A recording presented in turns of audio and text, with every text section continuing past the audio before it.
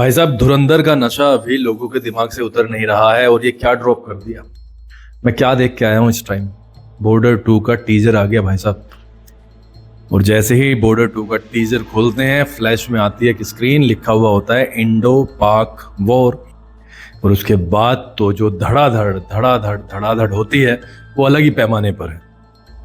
सनी देओल अपने उसी स्टाइल में, बॉर्डर वाली स्टाइल, और फिर से पाकिस्तान को घर में घुसाने के लिए तैयार है। पहला ही डायलॉग जो कि वायरल होने वाला है, और दूसरा डायलॉग तो वो सुपर फास्ट स्पीड से दौड़ेगा। पहला डायलॉग, तुम जहां से भी हिंदुस्तान की सरहद में घुसने की कोशिश करोगे तो वहीं पर तुम्हें हिंदुस्तानी सोल्जर खड़ा हुआ दिखाई देगा। और उसके बाद मारकाट, वही जो दिखाया जाना चाहिए।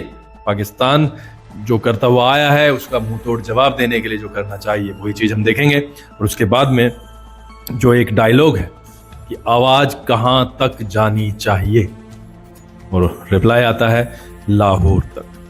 ये बिल्कुल मुझे उरी का वो डायलॉग हाउ इज द जोश की याद दिलाता है। उरी एक फैंटेस्टिकली मेड मूवी है, बहुत बढ़िया तरीके से बनाई गई है। लेकिन बॉर्डर जो कि अब से 25-26 साल पहले आई थी, कमाल की फिल्म थी।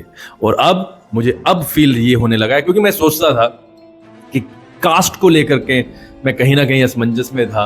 अहान शेट्टी, सुनील शेट्टी के बेटे दिलजीत दोसांझ की क्वालिटी पर मुझे कोई शक नहीं है, लेकिन कहीं ना कहीं मुझे वरुण धवन पर यह लग रहा था कि शायद ये वीक पॉइंट है। बट ट्रेलर को देख करके लगता है कि वो उस सिस्टम में ढल गए हैं जो बॉर्डर वास्तव में लेकर के चलती है।